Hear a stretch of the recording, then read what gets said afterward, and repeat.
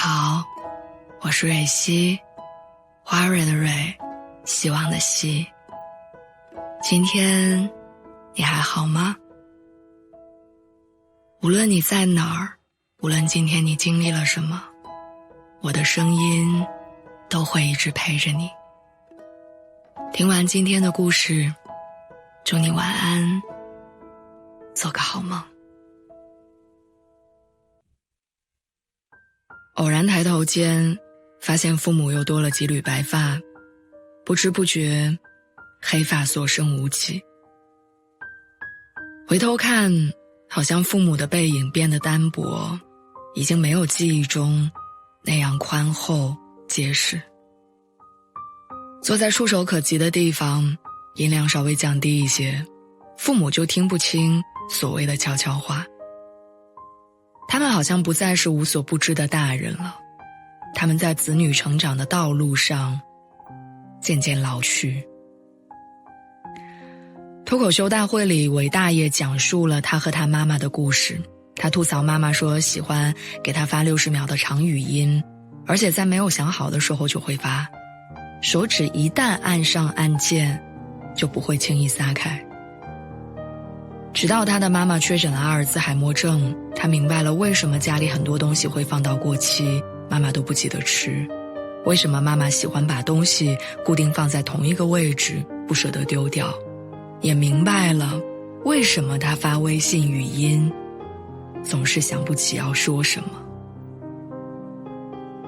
隔着屏幕，我感受到了一阵心酸。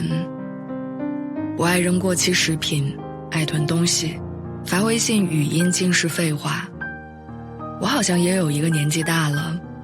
但总是忘事儿的妈妈。幸运的是，我的父母身体健康，我每天都能收到来自他们的60秒长语音。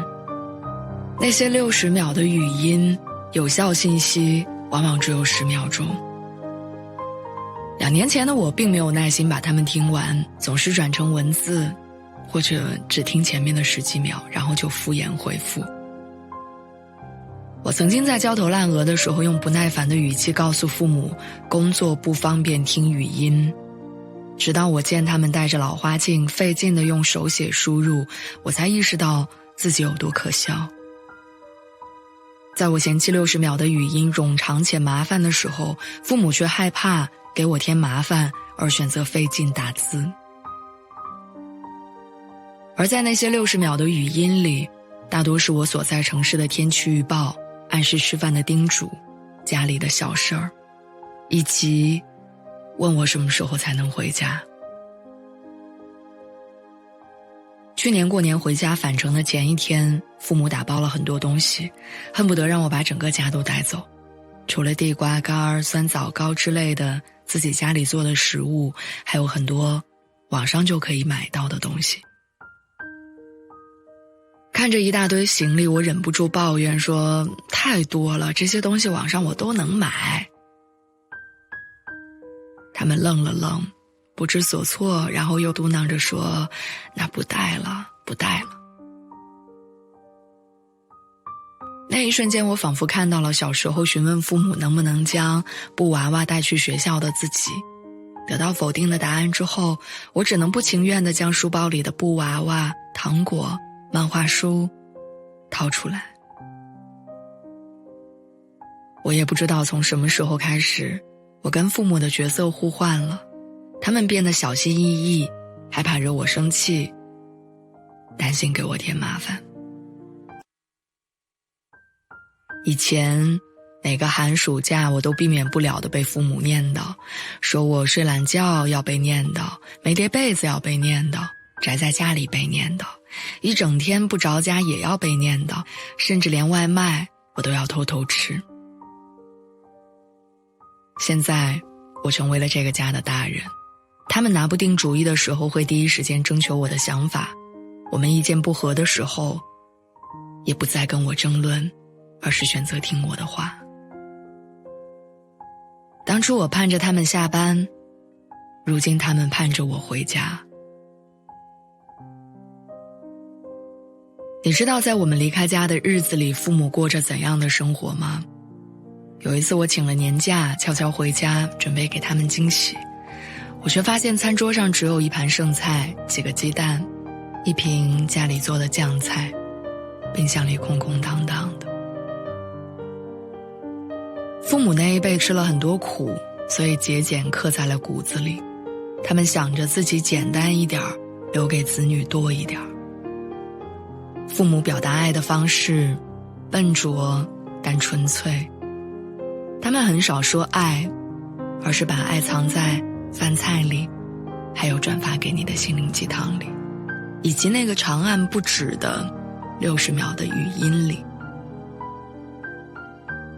他们不需要你才华横溢出人头地，也不需要你年薪100万，他们只希望你在降温的时候穿上秋裤，不要在异乡委屈了自己。工作之后，我们计算收入与开销；结婚之后，我们为了养家糊口精打细算，却没有算过我们还能陪伴父母的时间。有一本书这样计算着子女跟父母的相处，说假使你离开家在外工作，每年你能见到父母的时间是6天，每天相处的时间是11个小时，那么在以后的20年里，能够和父母相处的时间是1320个小时，也就是55天。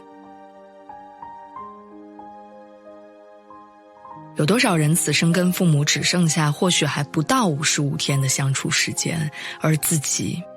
一无所知。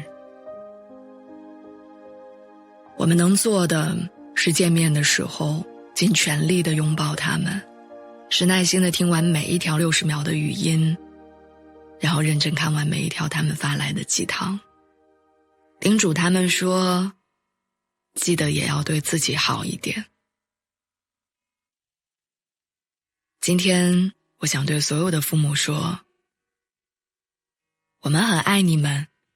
就像小时候你们爱我的那样。